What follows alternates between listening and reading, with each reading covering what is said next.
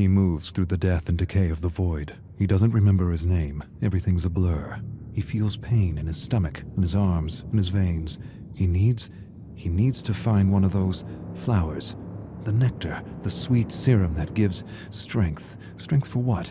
He remembers. The killers. Experimenting on them. Why? Why was he experimenting on them? He doesn't remember.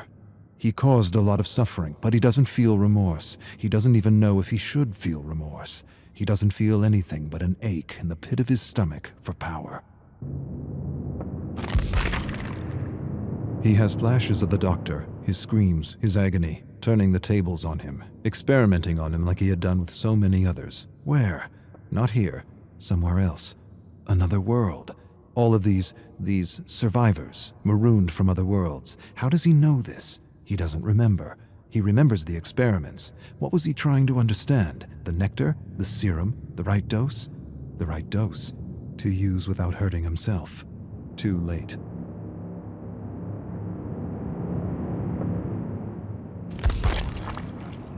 He feels the hunger. Not for food or drink, not for talk or fun. For a flower, a single flower, for serum. He knows the entity is watching him. He knows it, feels it inside his bones. He doesn't want to be snatched for another trial, to suffer or cause suffering. And to what end? The great horrible mystery of it all. He wants to understand this place. He does. But he senses that to know, to really know, would drive him mad. Madness, that's what this place is. The embodiment of madness. He doesn't want to be pulled into another trial. He wants to return home. He must return home. That's why he was studying the serum. It gave him insight. Insight to what? He doesn't remember.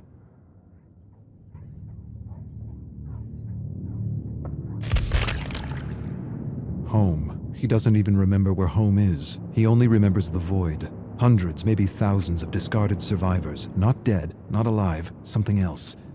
Alive but dead inside. Burnt, emotionless, useless to the entity. He remembers. He remembers rising from the void, finding a flower. Had this flower been his salvation? Had the flower been his way out?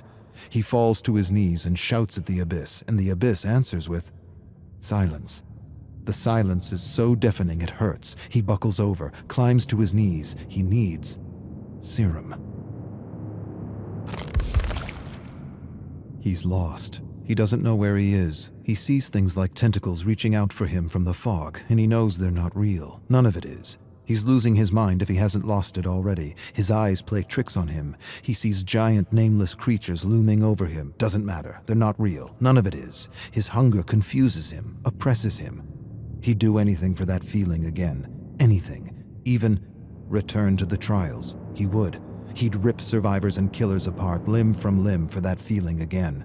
He begins to mumble words. A promise. One flower, and I will do anything.